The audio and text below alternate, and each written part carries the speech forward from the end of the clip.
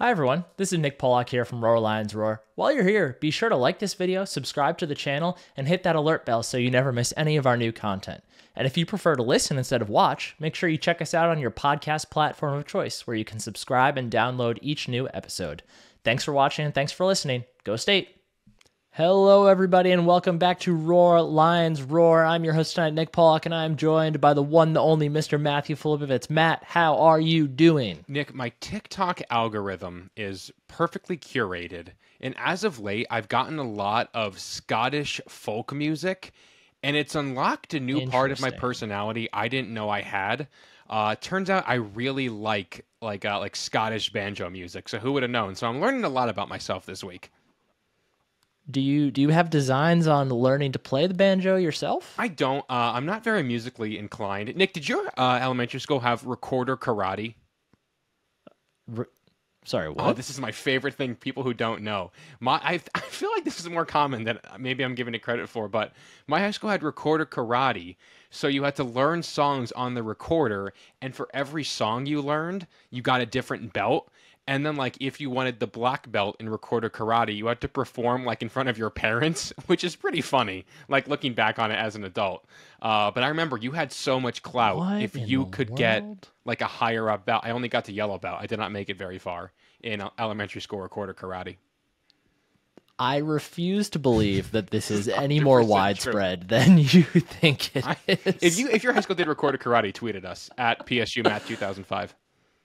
One of the most absurd things I think I've ever heard of. 100% real. And also, why in the world would any high school educator? It wasn't high school. It was elementary school. It was elementary. Oh, okay. Okay, so they didn't have an option. You have to learn. You have to learn recorder. You just do. Yeah, so, but you guys just learned. You didn't have like then. karate to do it to make it fun. You just had to learn the recorder. No, we just played recorder. That's wild. Interesting. No, yours is wild. That is, you are the weird one here, not me. Sorry, I'm a yellow belt in recorder karate. Keep that in mind. It's wonderful to know. We are shockingly not here to talk about recorders. We're actually here to talk about the Big Ten at large. Real quick before you do, if you're not subscribed already to the podcast, please make sure you do so on your platform. Put it on a podcast platform of choice and leave us a 5-star review if you can. If you have a question, you could leave it in that nifty little Q&A feature on Spotify. I'll be sure to check those there. We are here, Matt, to actually talk about the Big Ten at large, given the 2 weeks of data that we now have. With Penn State set to start its dive into the conference this week when they head over to Champaign to take on Illinois, I think it's a good time for us to step back and see, what have we learned so far about the conference? Granted, not going to be a whole lot, right? It's only been 2 weeks. We understand that. But I think there's still some, interesting / not interesting / hilarious things that we can notice about the Big Ten to this point. So I think it's a good time to, just take a pause, take a step back from Penn State and take a look at the rest of the teams in the conference and then dive into how what they've done affects Penn State. So that's what we're going to do here today. And we're going to start, Matt, over in the Big Ten West because Penn State fans, we don't really need to care about the Big Ten West as much, obviously, as the East, but we are going to take a quick look at the teams that Penn State will play in the coming weeks here, as well as one more team, one or two more teams that Penn State could potentially see in a Big Ten championship game should they make it that far. So real quick, just a quick rundown. Currently in the Big Ten West, Minnesota is leading the division with a 2-0 record, 1-0 in conference. Iowa is also 2-0, and then Illinois, Purdue, Wisconsin, Northwestern all sit at 1-1, while the Nebraska Cornhuskers, hilariously, sit at 0-2. Same as it ever was. Same as it ever was. And honestly, Matt, that's the first thing that stands out to me when I'm thinking about, the first thing I'll ask you about whether this is a surprise or not when we look at Nebraska. I think we all are in agreement that Matt Rule seems to be a pretty good program builder. Maybe he's not the guy that can help take your program to the next level. Maybe he shouldn't be coaching on an NFL sideline again anytime soon.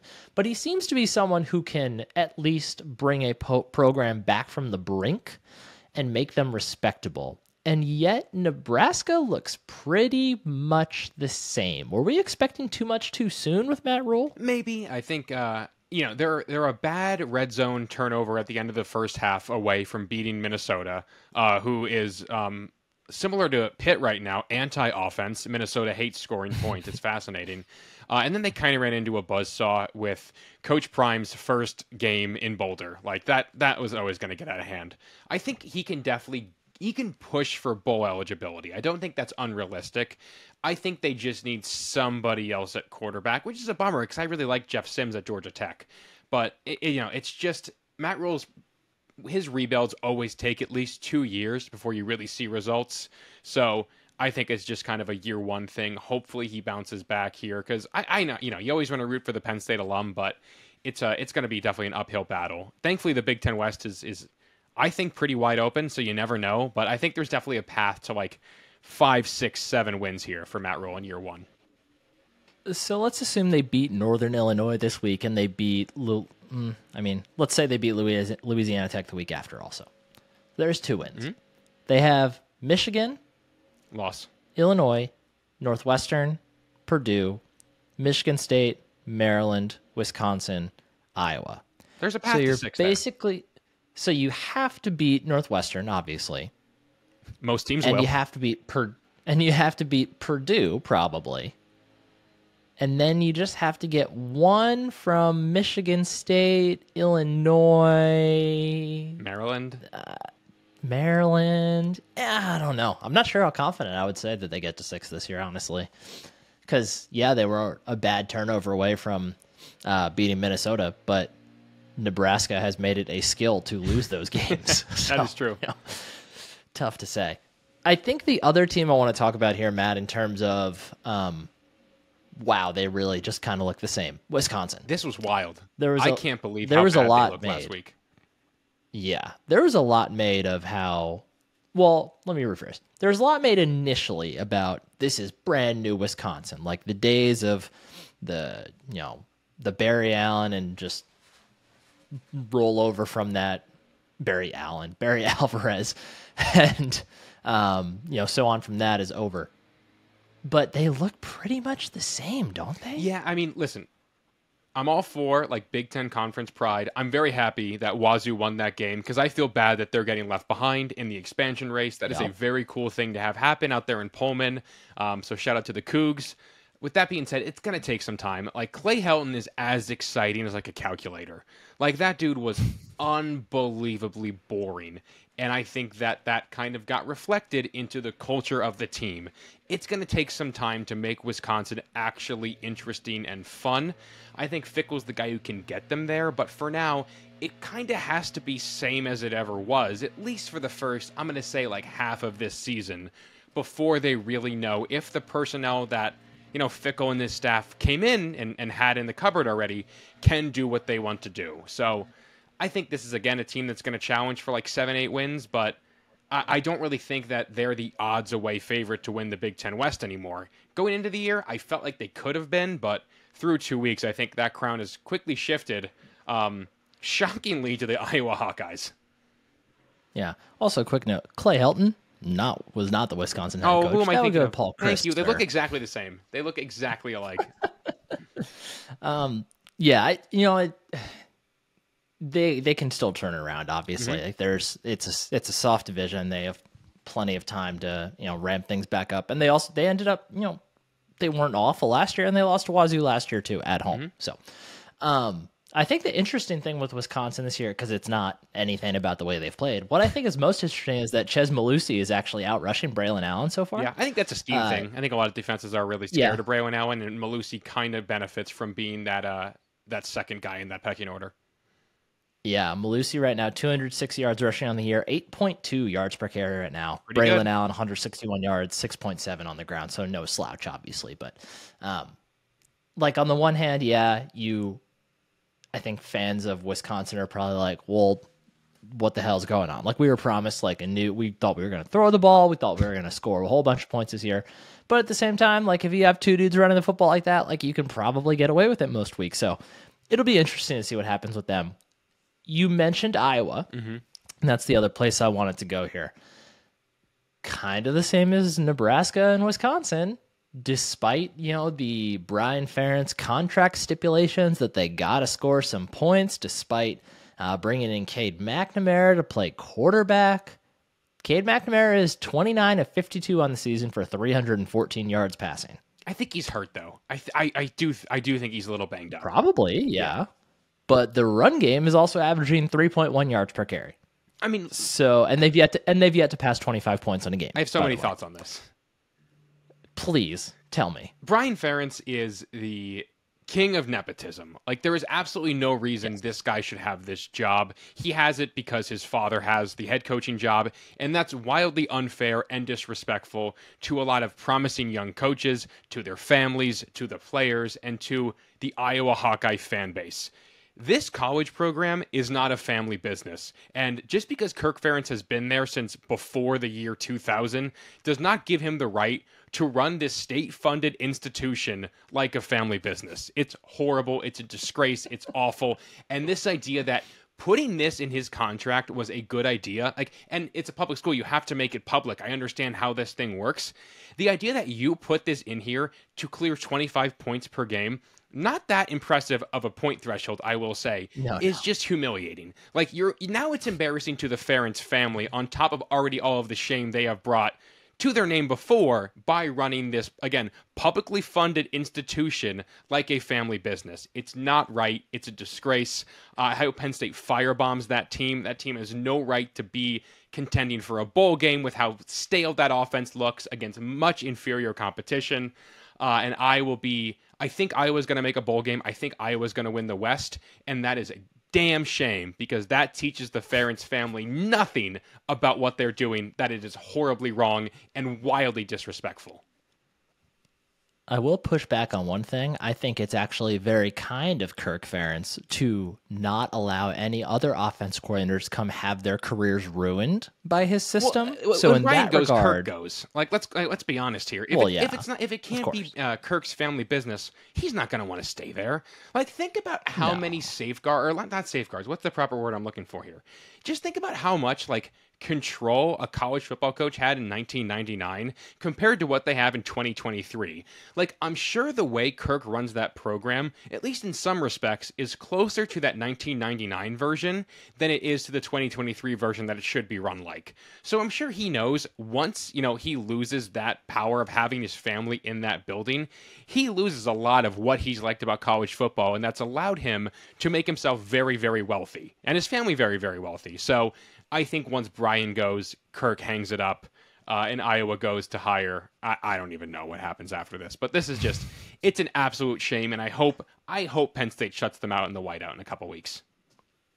And of course, let's not forget the rampant racism running through the Iowa coaching staff for however long that was taking place, probably forever. Yeah, honestly, that's going to be one of the more, when that job finally does open up, that's going to be a fascinating coaching It's search. going to be coveted. That's a phenomenal job. The Iowa job is like a top 15 job in America. I truly believe that. They have enough money. They have enough of a large brand. And if you can make, I think that... Great home crowd. Like, I think that...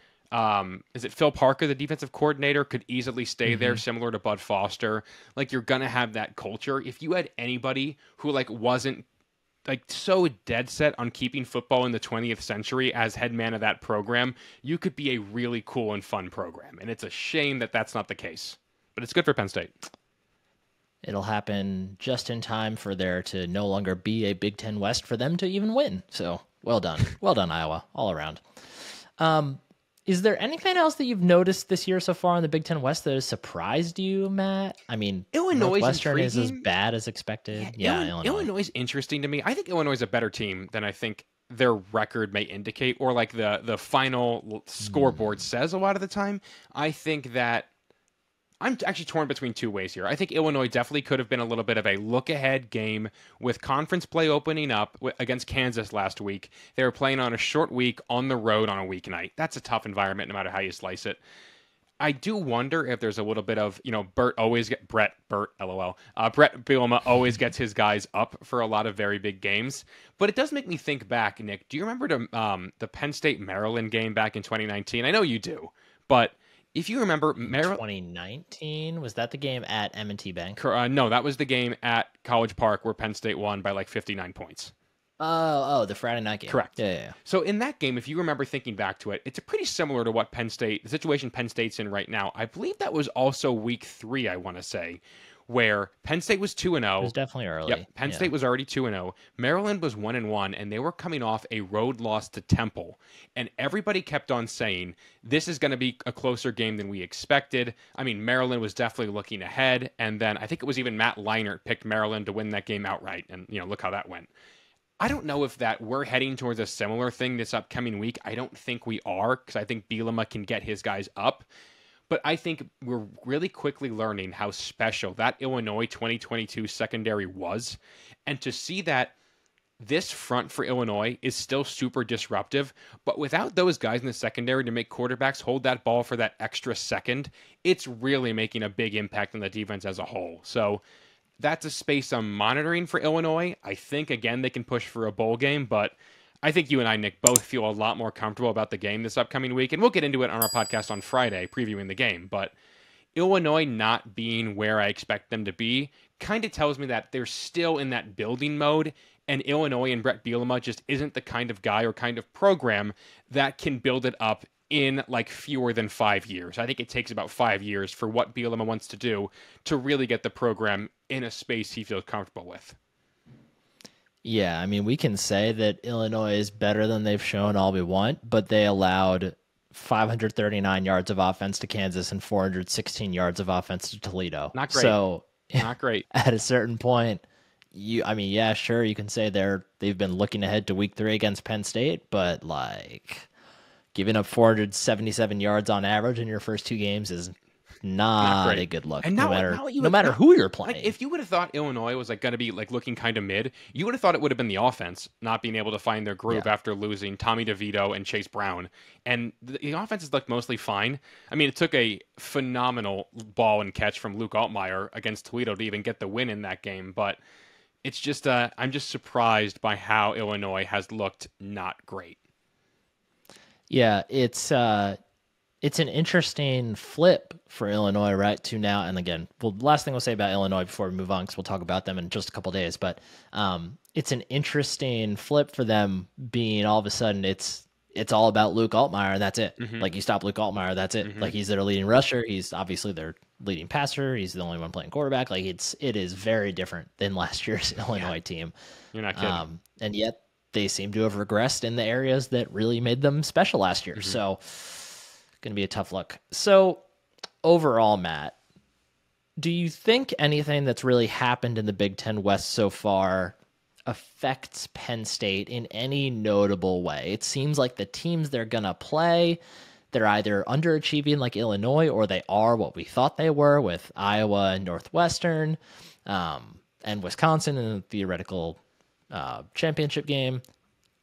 Is there anything to even care about as a Penn State fan here? I mean, Big Ten's always intriguing, and I think people are going to have to start monitoring. Is it always intriguing? Is it always intriguing? Nick, you and I are both sickos, so you and I both find a lot of joy in watching really weird and bad football games. That's why we're Bears and Seahawks fans as well. Shout out to our beloved NFL team. I do think that fans are going to quickly begin monitoring the cross-divisional records of everybody as we get into Big Ten play, because as we all know, if it goes to a 3-way tie in the Big Ten East, the tiebreaker is going to be your opponent's winning percentage against one another. And in that respect, I like the fact that Penn State has Iowa on the schedule. And that's everybody else kind of feels like it could just be everybody finishes like, what is it? They play 9 games, like 4-5 in the conference. That feels like for everybody but Northwestern, that feels very possible in the West. God, I cannot wait for divisions to be gone so we can just pretend the Big Ten West never existed. What an absolute tire fire of a division.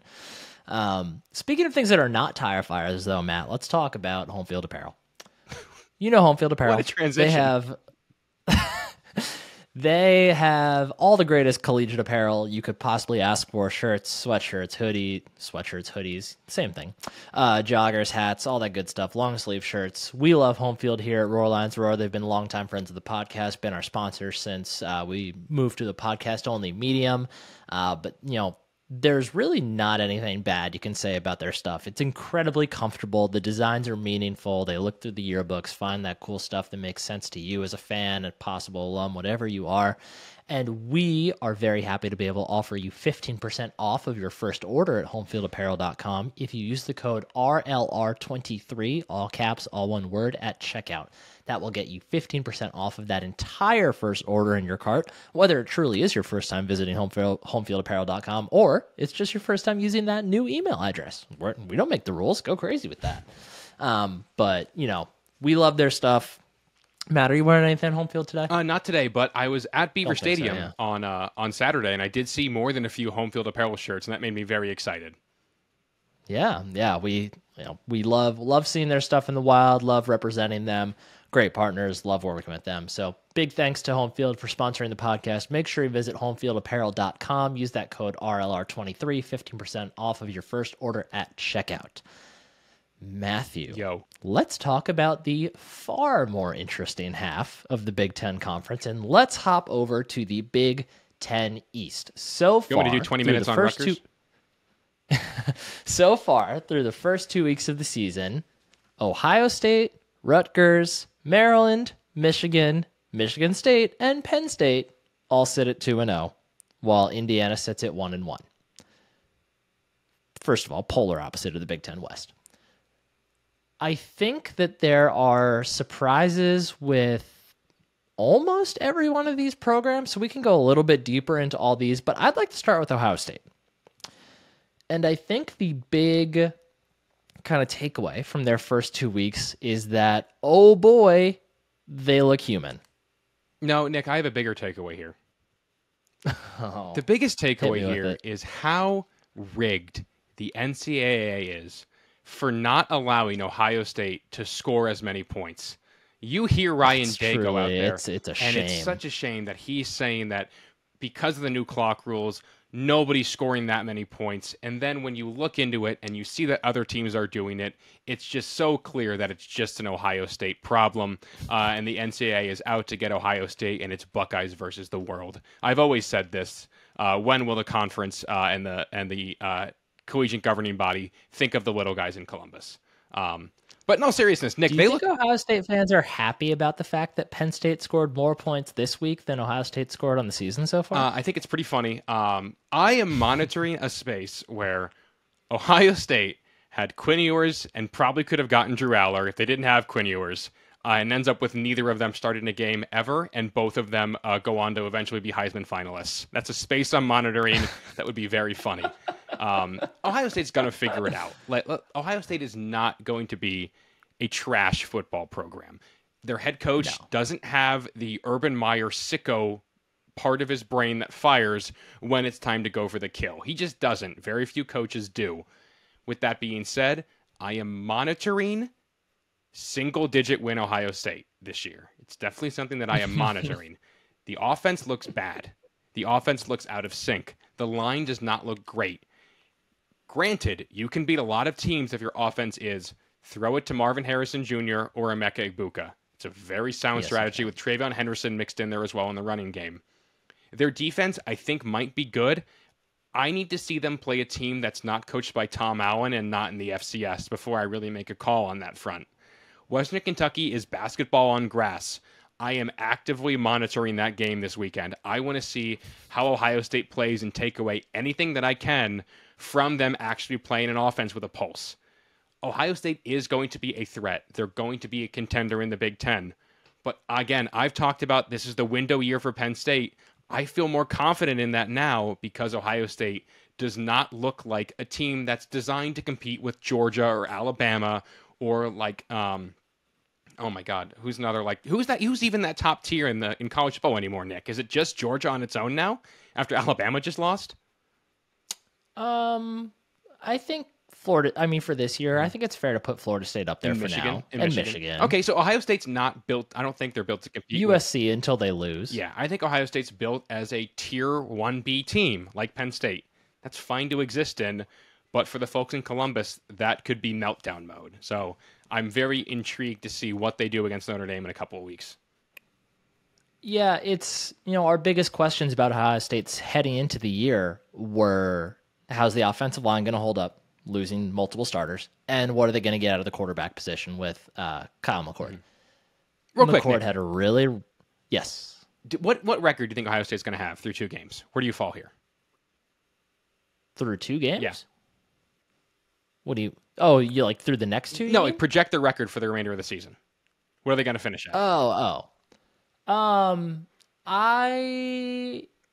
If you asked me right now, I mean, if I want to be faithful to my original prediction, I still have them beating Penn State, and until I see both of them play more similar teams, I would be disingenuous to back off of that. However, I don't think a loss to Notre Dame is out of the cards, so I think I'll say 10-2. What has Ohio State shown you on the field in 2023 to make you think they can beat Notre Dame, 2 of Notre Dame, Penn State, and Michigan? Like, it feels like we're thinking of Ohio State as good because of the name that they're Ohio State. Like, it feels very similar to what a lot of people said about Texas and Alabama. Like, Texas wasn't going to be able to go into Tuscaloosa and beat Alabama because it's Alabama. Like, okay, have you watched 2023 Alabama? Clearly that's a different beast than it was 5 years ago. I think Ohio State, again, is in that direction. So, still a great program. Still could prove me wrong.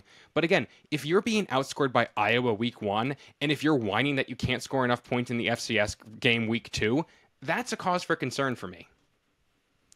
I do think their defense is better. And I think it was always going to be better in year 2 under Jim Knowles. And I think if that defense is going to be better, because there's a ton of talent on that defense. So if that unit is going to be better than it was last year, and even if McCord is not, even if he's not like a top 4 quarterback in the conference, like you said, you have arguably the 2 best wide receivers in the country that you're throwing the ball to. And it doesn't take much to get the ball their way. You just have to actually throw the football. Not enough time. I think that's what McCord learned this week. He's like, hey, all I need to do is just get the ball in the air, and Marvin Harrison Jr. is going to catch it. You'd think he would know that from playing with him in high school, but beside the point. I think they're still, just purely talented enough to not lose all 3 of those games. I will feel a lot more comfortable, obviously, making predictions about what will happen in the Penn State and Michigan games after I see the Notre Dame game, because Notre Dame looks pretty good. Notre Dame looks really good. Let's move on, though, from Ohio State. We'll circle back around, and let's just briefly talk about Michigan. Before we move forward. Are they playing? Have they joined the season yet? Rest in peace, Jim Harbaugh. Too soon. Gone too soon. Touching tribute before week 1. It's so rare that somebody, moves on 3 times in a season and comes out to a press conference the next day every single week. You gotta respect what he's doing there. It's unheard of, unheard of to see what he's doing. Ghost coach. More seriously, More seriously. I think the only real takeaway, I think there's 2 takeaways for me right now with Michigan. One, J.J. McCarthy looks very good. I think he's looked very, very good throwing the football. I think he looks more confident. I think he looks more poised. That should be worrisome from a Penn State perspective. But on the other hand, the Michigan run game has been not as good as you would expect. It's a scheme thing, though, I think. Yeah, and it could be, but it's also like Blake Corum's not the same. And that's to be expected. And if you ask any Michigan fan about that on Twitter, they'll say, he still reaches the same top speed of last year, blah, blah, blah. He just doesn't quite look the same. He just looks like 1 cut slower, I think. And which is totally fair. Like, he's a kid who's coming off a pretty serious lower body injury. Like, it's not hate to the poor kid. I personally, I think he should have sat these first 2 weeks and got a little bit healthier. Yeah. And Donovan Edwards is a stud too in his own right. Like you still have a stud running back. But if they're not going to be able to run over teams the way they did last year, then it becomes a question of, is J.J. McCarthy good enough? He's looked really good. Like I said, is he good enough to run over those teams for his run game if they're not going to be able to do it? And, that Michigan receiver room is really talented, but it's a lot of smaller dudes, though. Like, it's not these big, overpowering, like Donovan Peoples-Jones sized guys out there. So there's, questions to be asked about what happens when you face more physical cornerbacks like Penn State's. Like, there's questions there. So, I guess overall, like, do you think Michigan's fine? Is there anything that if you were a Wolverine fan, would you be worried? I can't tell what Michigan is because I don't think Michigan is not treating their opponents with any kind of respect, like by straight up alternating head coaches on a quarterly, on a half basis. So like I can't give a take on Michigan and like take them seriously until they start taking themselves seriously. And that's kind of where I fall. Like, I think they're going to be fine. I think they're probably going to win 10 games. We talked about this in the Slack, Nick. Do I believe Jim Harbaugh will be the first Big Ten coach in history to go 24-0 in the regular season in a 2-year stretch? Because if they go what people think they will, that has to be the case. I don't think Jim Harbaugh is the coach to do that. So I think they take a loss somewhere. That's a couple weeks down the line. And again, that's maybe not a slight to this team. That's just take a step back. I am going to bet against anybody to not go undefeated in the Big Ten in a regular season 2 years in a row in the Big Ten. I just don't think that's possible. Yeah, that's fair enough. Matt, my next note here on my outline is the rest colon, or sorry, not colon. It's a bullet point, and it just says Sparty dead. Yeah. We'll talk about the Mel Tucker of it all just briefly. I do not believe he will coach a game again in East Lansing. He released a statement today through his lawyer, which sounded like a man not fighting for his job, but fighting for his payout. That is a unfortunate situation. I will say I will give a hat tip to Michigan State. It sounded like from every single person on like NCAA compliance Twitter, like Title IX compliance Twitter, that they handled this the right way and let the woman who was involved release it on her own terms, and that's a step in the right direction for college sports as a whole, that the Title IX office did their job, and we'll kind of move on from there. I think Sparty is capital B bad. I do not think they will make a bowl game, and we'll see how the Washington game goes this week. They have to play Washington this week. On Peacock, though. How is this game on Peacock, man? That's wild. Because of Michigan State. That's why. Yes, but easy. Like you'd think like some network would want this. I mean, is it legal to show murder on live television? I guess. Who's to say? HBO is premium cable. Yeah, I think you got to stream it so you can, you can get the little tape delay in your favor in that regard. Sparty's down bad. They're going to continue to be down bad. Maryland struggled a little bit with Charlotte this past week. It's September, Maryland. I'll take them seriously when it's time. I will say, but normal September Maryland is winning these games like 72-3, and all their fans are screaming about how this is the year. That actually makes me feel a little bit more optimistic. I think they're learning how to win gross ways and not just blowing out inferior competition. I think they're actually playing a strategic brand of football. Also, real quick, Nick, did you see Maryland got one vote in the AP Top 25? Who? I wish we got. So here's the connection. Actually, wait, no, they get those grids. Who has it? I know. I'm going to quiz you on this. It's a team that Maryland in the last decade played a home-and-home series against, and Maryland swept it. Texas. It is Texas. The Texas affiliated writer for the AP poll has Maryland number 25. So that made me laugh today when I saw that. Oh, that's too good. Isn't that perfect? Could you imagine any other person putting it there?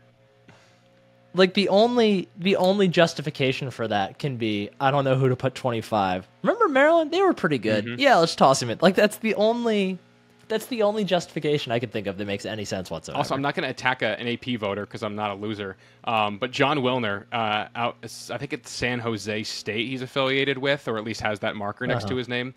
He's a good guy, actually. He has. I reached out to him when we were a written medium and asked for his thoughts on his ranking for Penn State, and he got back to me. So he gets a pass in my book. But with that being said, John, having Penn State as 12th in your rankings is absolutely insane. maybe you're doing it just on a resume basis. In that case, it's kind of weird you have teams with L's ahead of Penn State in that regard. But, to each their own. Yeah, John, you seem like a good guy, but you probably shouldn't have that vote, my friend. Not that it matters. Again, none of this matters.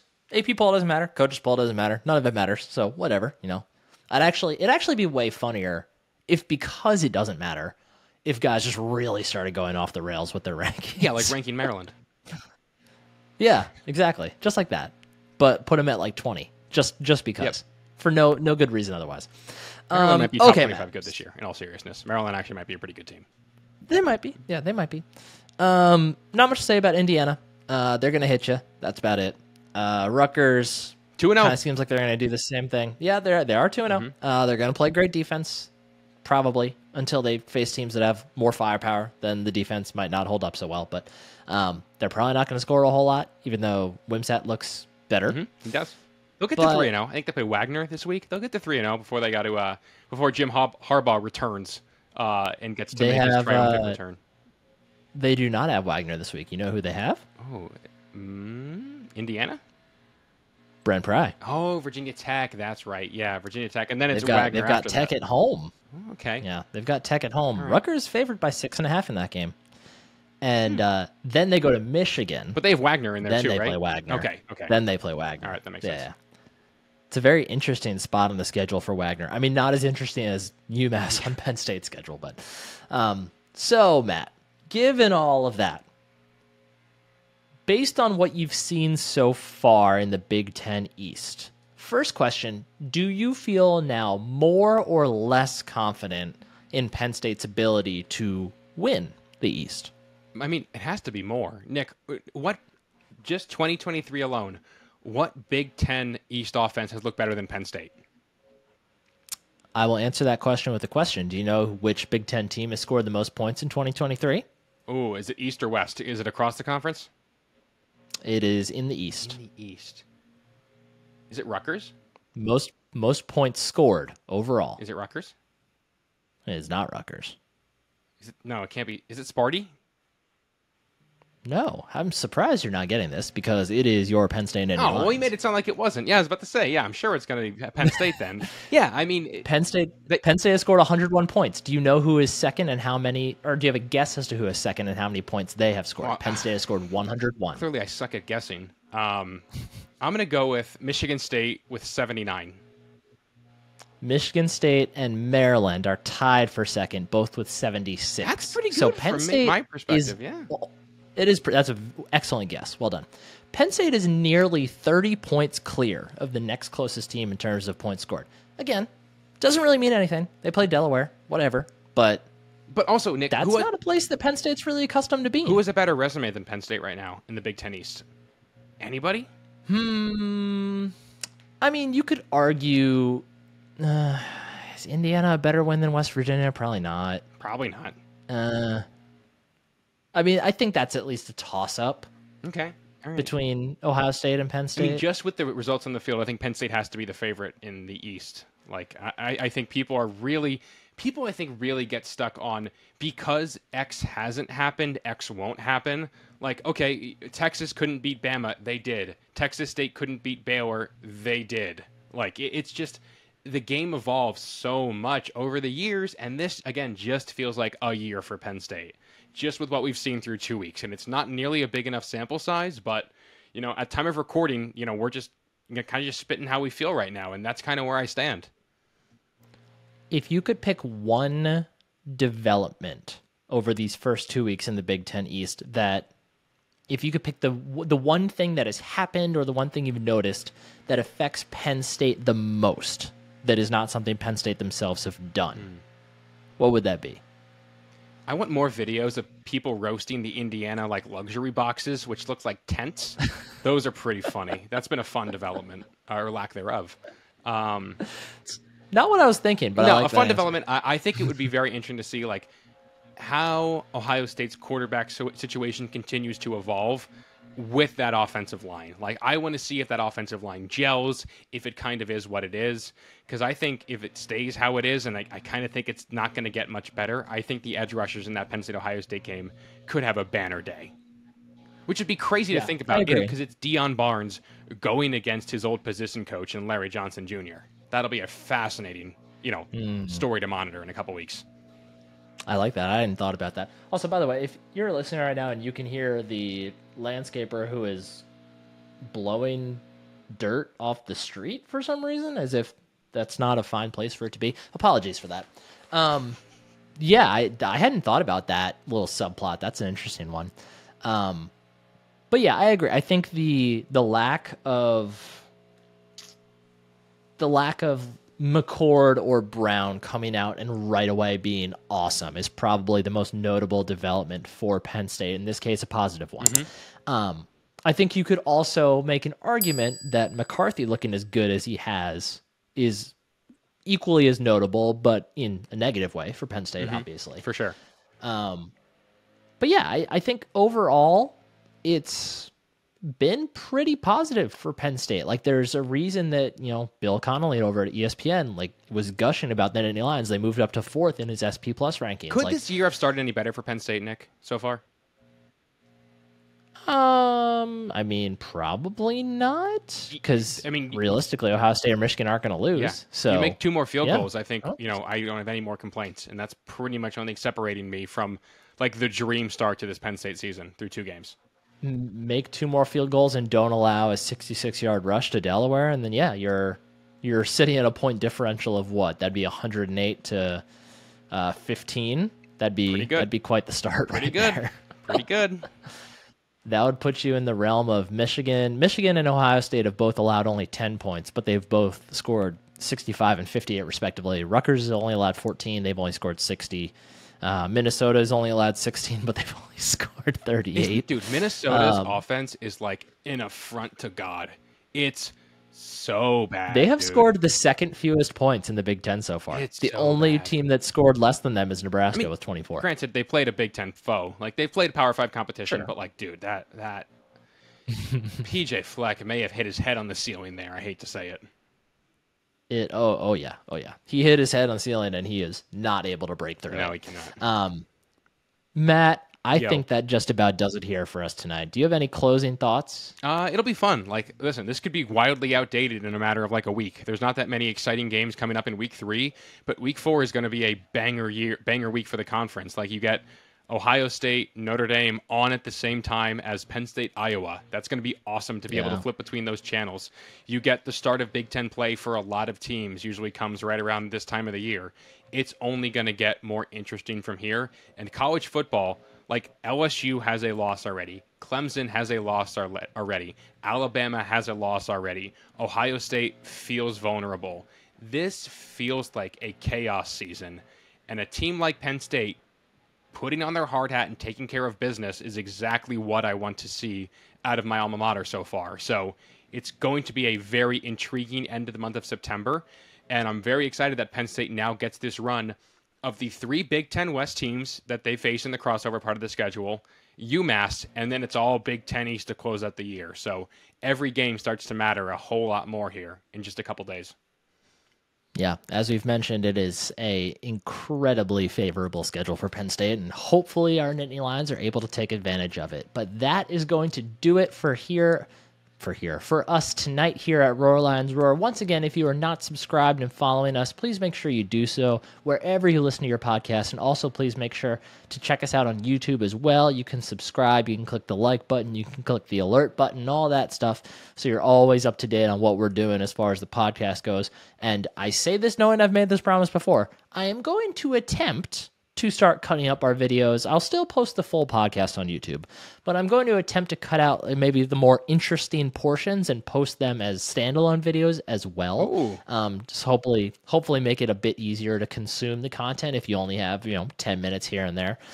So again, could be an empty promise. Not gonna go on and say it's 100% gonna happen, but not legally binding. But I'm gonna do my best to make that happen. As I mentioned on the previous podcast, our Illinois podcast preview will be coming on Friday this week. That's what we're going to try to stick to that schedule going forward. When we do have midweek podcasts, you'll see the recap podcast on Mondays, the midweek pod on Wednesdays, and then the preview on Fridays on the weeks where we continue to only have 2, so no midweek. You'll see the recap on Monday and the preview on Thursday instead. So if you see one on Wednesday pop up, the preview won't be coming until Friday. Hopefully that is easy enough to figure out on your end. But once again, make sure you visit homefieldapparel.com. Use that code RLR23 at checkout. For my co-host, Matt Filipovitz, I'm Nick Polak. Thanks for watching. Thanks for listening. Go State. Go State.